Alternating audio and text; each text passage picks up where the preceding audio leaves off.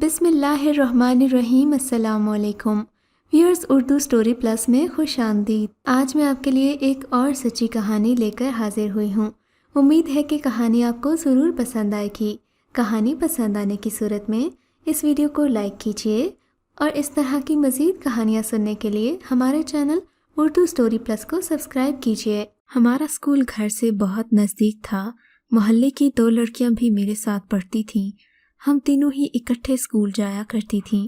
Matric تک سکون سے پڑھائی کی، کسی مسئلے سے دوچار نہیں ہونا پڑا کیونکہ 5 منٹ میں اسکول پہنچ جاتے تھے۔ میٹرک کے بعد کالج میں داخلہ لینے کا مرحلہ آیا تو پریشانی لاحق ہو گئی۔ کالج گھر سے فاصلے پر تھا، ابو روز کالج پہنچانے نہیں لے جا سکتے تھے، لہٰذا بھائی دونوں اپنے بزنس کے لیے صبح گھر سے نکلتے تو شام کو لوٹتے۔ تبھی والد صاحب مجھے کالج میں داخلہ لینے کی اجازت نہیں دے رہے تھے۔ میں بہت افسردہ تھی، کھانا پینا چھوڑ دیا۔ تب امی آڑے آئیں اور ابو کو سمجھایا کہ زمانہ پہلے جیسا نہیں رہا ہے، لڑکیوں کو خود اعتمادی دینی چاہیے۔ محلے کی 2 بچیاں اور بھی کالج میں داخلہ لے رہی ہیں، اگر یہ ان کے ساتھ چلی جائے گی تو اس میں کیا حرج ہے؟ آخر پہلے بھی تو یہ تینوں اکٹھے اسکول جاتی تھیں، آپ اجازت دے دیں۔ والد کا کہنا تھا اسکول تو گھر سے 2 قدم پر ہے، مگر کالج کے لیے کسی سواری کا انتظام کرنا پڑے گا۔ بہرحال بہت سارے دلائل دے کر امی جان نے بالآخر اپنی بات منوا ہی لی اور مجھے کالج میں داخلے کا اذن مل گیا۔ میں نے بابرا اور تانیہ کے ساتھ فرسٹ ایئر میں داخلہ لیا۔ روز ہمیں بس پر جانا ہوتا۔ بس سٹاپ گھر سے زیادہ دور نہیں تھا، مگر مقررہ وقت پر بس ملتی تھی، لہٰذا ہم ٹائم سے 15 منٹ پہلے گھر سے نکل جاتی اور بس سٹاپ پر انتظار کرتی۔ اس روز جب بس آئی تو کافی رش تھا۔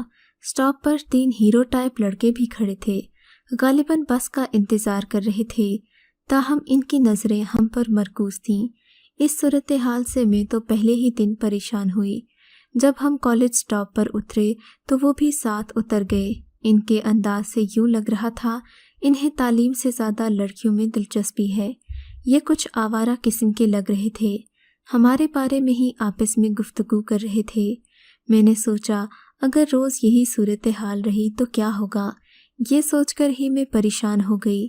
میرا خدشہ درست ثابت ہوا۔ اگلے روز بھی وہ ہم سے پہلے بس سٹاپ پر موجود تھے۔ ہمارے بعد فوراً بس میں سوار ہوئے اور کالج سٹاپ پر ہمارے ساتھ اتر گئے۔ آج کل وہ کچھ ذو معنی فکرے بھی کس رہے تھے۔ ہم نے سنی انسنی کر دی اور کالج کے گیٹ میں گھس کر ان سے پیچھا چھڑایا۔ تیسرے دن پھر انہوں نے ہمارا پیچھا کیا اور جب میں بس سے اتر کر کالج کے گیٹ کی طرف بڑھی تو ایک خط مروڑ کر میری طرف پھینک دیا۔ ان کا نشانہ بالکل صحیح تھا۔ خط پھینکنے والے کا نام شاکر تھا، اس کے ساتھی اسی نام سے اسے پکار رہے تھے۔ میری کتابوں کو چھوتا خط قدموں میں گر گیا اور میں آگے بڑھ گئی، مگر میری ساتھی نادیہ نے کاغذ کی اس ننھی منی گیند کو اٹھا لیا۔ کالج کے اندر داخل ہونے کے بعد میں نے اسے کہا، تم نے یہ کیوں اٹھا لیا؟ اب تو وہ روز ہی ایسا کریں گے۔ وہ بولی اگر نہ اٹھاتی تو ہمارے پیچھے آنے والی کوئی دوسری لڑکی اٹھا لیتی اور پھر تمہاری بدنامی ہو جاتی۔ لڑکیاں اور بھی تو آ رہی ہیں، انہوں نے یقیناً لڑکوں کی اس حرکت کو نوٹ کیا ہوگا۔ خدا جانے اس میں کیا خرافات لکھی ہیں، دوسری لڑکیاں پڑھ لیتی تو تمہارا تماشا بنا لیتی، اسی وجہ سے میں نے اٹھا لیا۔ لو اب پڑھ لو۔ ہم نے تجسس میں اسی وقت کاغذ کو سیدھا کر کے پڑھا۔ لکھا تھا، ایک بار بات کر لو ورنہ روز ہی تمہیں ایسے خط ملیں گے، تمہارا خادم شاکر۔ اس خادم کو روکنا ضروری ہے نادیہ، ورنہ میں کالج چھوڑ دوں گی۔ میں نے روحانسی ہو کر کہا۔ نادیہ دلیل لڑکی تھی، بولی، بے وقوف، ان 2 ٹکے کے آوارہ لڑکوں کی خاطر تم تعلیم کو خیرآباد کہہ دو گی؟ ہمت سے کام لو، ہم ان سے نمٹ لیں گے۔ مشورے کے بعد فیصلہ کیا کہ کل بس سٹاپ پر ان کو انہی کی زبانی سمجھائیں گے، اگر باز نہ آئے تو پھر ان کی شکایت کر دیں گے۔ اگلے دن جب انہوں نے پھر وہی حرکت کی تو نادیہ نے مجھے ہمت دی کہ اس سے بات کرو کیونکہ یہ خط تمہاری طرف پھینکتا ہے، میں تمہارے ساتھ ہوں۔ تب میں جرأت کر کے آگے بڑھی اور لڑکے کو مخاطب کر کے کہا، مسٹر شاکر دیکھو، میں ایسی لڑکی نہیں ہوں جیسی تم سمجھ رہے ہو، اپنی حرکتوں سے باز آ جاؤ، اپنا اور میرا وقت ضائع کرنا چھوڑ دو، ورنہ میں تمہاری شکایت کر دوں گی۔ کس سے شکایت کرو گی؟ اس نے ڈھٹائی سے کہا۔ جو سورما ہے سامنے آ جائے، ہم بھی ڈرنے والے نہیں ہیں، دھمکیاں نہ دو۔ اسی وقت بس آ گئی اور میں گرفتہ دل بس پر چڑھ گئی، سارا راستہ دعا کرتی جاتی کہ اے اللہ اس شریر انسان سے نجات دلا دے۔ اگر ابو یا بھائی سے شکایت کرتی تو وہ مجھے ہی کالج سے ہٹا لیتے، کیونکہ بہت مشکل سے مجھے اجازت ملی تھی۔ میں نے ایسی بہت سی کہانیاں پڑھ رکھی تھیں، سو میں کافی محتاط تھی، مگر یہ لڑکے باز آنے والے نہیں تھے۔ جب موقع ملتا خرافات بھرے خط لکھ کر میری کتابوں پر نشانہ تاک کر پھینکتے۔ کبھی کاغذ کی یہ ننھی منی گیند کتابوں میں اٹک جاتی تو کبھی زمین پر جا پڑتی۔ یہ ایک ایسی مصیبت تھی کہ میں کانپ کر رہ جاتی۔ جب اس مسئلے کا حل سمجھ نہ آیا تو ایک روز جبکہ اتوار تھا اور چھٹی کی وجہ سے بھیا گھر پر تھے، میں نے بھیا سے بات کرنے کی ٹھان لی۔ انہیں کہا کہ آپ سے ضروری بات کرنی ہے، اس مسئلے نے بہت پریشان کیا ہوا ہے، جبکہ میں تعلیم بھی چھوڑنا نہیں چاہتی۔ وہ بولے ہاں ہاں کہو، میں تمہاری پوری مدد کروں گا اور پاسداری کروں گا۔ میں نے انہیں مسئلہ بتا دیا اور وہ خط بھی دکھا دیا جس میں شاکر نے لکھا تھا کہ اگر ایک بار ملاقات کر لو تو پھر کبھی پریشان نہیں کروں گا۔ انہوں نے مجھے تسلی دی کہ فکر نہ کرو، ان بدماشوں سے میں نمٹ لوں گا۔ انہوں نے قلم اور کاغذ مانگا اور میری طرف سے شاکر کو خط لکھا کہ فلاں دن فلاں پارک میں آ جاؤ، وقت بھی لکھ دیا اور یہ بھی کہ تمہارے بے حد اصرار پر ملاقات کر رہی ہوں، مگر یہ تم سے پہلی اور آخری ملاقات ہوگی، بہتر ہے کہ تم اکیلے آ جاؤ اور کسی دوست کو ہمراہ نہ لانا۔ یہ بھی لکھا کہ میں سیاہ عبایا پہن کر آؤں گی۔ میں حیران ہو گئی کہ بھائی جان یہ کیا کر رہے ہیں۔ میں نے ان سے وضاحت مانگنے کی جرت نہیں کی۔ مقررہ دن مقررہ وقت پر بھائی جان نے میرے سب سے چھوٹے بھائی آصف کو میرے جوتے پہنا دیے اور برقع بھی پہنا دیا، کپڑے بھی اسے میرے ہی پہنائے۔ ان دنوں 8ویں میں پڑھتا تھا، قد میرے برابر تھا، اس پر میرے حلیے کا گمان ہوتا۔ بھائی جان اسے گاڑی میں لے کر مقررہ وقت سے کافی پہلے چلے گئے اور راستے میں اپنے دوستوں کو بھی ہمراہ لیا۔ یہ لوگ مقررہ وقت پر پہنچے تو آصف کو پارک میں بٹھا دیا، چہرہ نقاب سے پوشیدہ تھا۔ بھائی جان اور ان کے دوست جو ہاکیاں وغیرہ لے گئے تھے کچھ ہی دوری پر گاڑی میں بیٹھ کر شاکر کا انتظار کرنے لگے۔ شاکر اکیلا نہیں آیا تھا، اپنے دوستوں کے ہمراہ تھا۔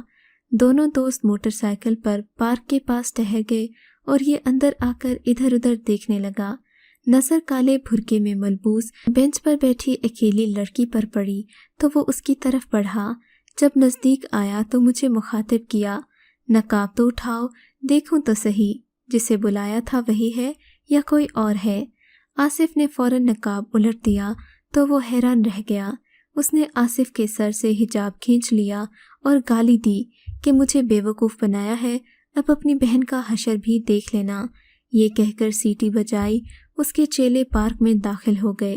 تبھی بھائی جان اپنی دوستوں کے ہمراہ آصف کی طرف دوڑے۔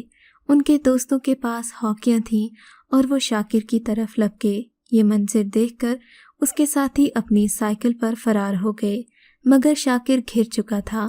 انہوں نے ہاکیاں اس پر برسا دیں، وہ زخمی ہو کر گر گیا اور یہ سب گھر واپس آ گئے۔ اپنی دانست میں تو بھائی نے شاکر کو بہت بڑا سبق سکھایا تھا، مگر افسوس یہ ہمیں مہنگا پڑ گیا۔ شاکر کے سر میں ہاکی کی چوٹ سے ایسا گہرا زخم آیا کہ وہ بے ہوش ہونے کے بعد دوبارہ ہوش میں نہیں آیا اور 1 ماہ ہسپتال میں رہ کر اللہ کو پیارا ہو گیا۔ اس کے والدین نے اس کے ساتھیوں سے اس لڑائی کا سبب پوچھا۔ انہوں نے بتا دیا کہ جس لڑکی نے ملاقات کا خط لکھ کر اسے پارک میں بلایا تھا وہی اس کی موت کی ذمہ دار ہے۔ انہوں نے میری سہیلیوں کی نشاندہی کی کہ یہ لڑکیاں ہیں جن کے ساتھ وہ لڑکی بھی ہوتی ہے جن کی وجہ سے شاکر کی جان چلی گئی۔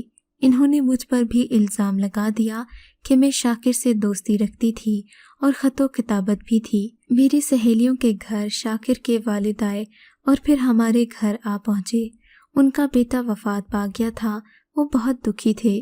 انہوں نے بھائی جان اور ان کے دوستوں پر پرچہ کرا دیا کہ ان کی بہن کے میرے بیٹے سے غلط مراسم تھے، سو انہوں نے اپنے دوستوں کے ہمراہ شاکر پر ہاکیوں سے حملہ کر کے اسے اتنا مارا کہ وہ جان کی بازی ہار گیا۔ یہ کیس کافی عرصہ چلا۔ والد نے عمر بھر کی جمع پونجی بھائی کو چھڑانے کے لیے لگا دی اور ہم شدید مالی مشکلات کا شکار ہو گئے۔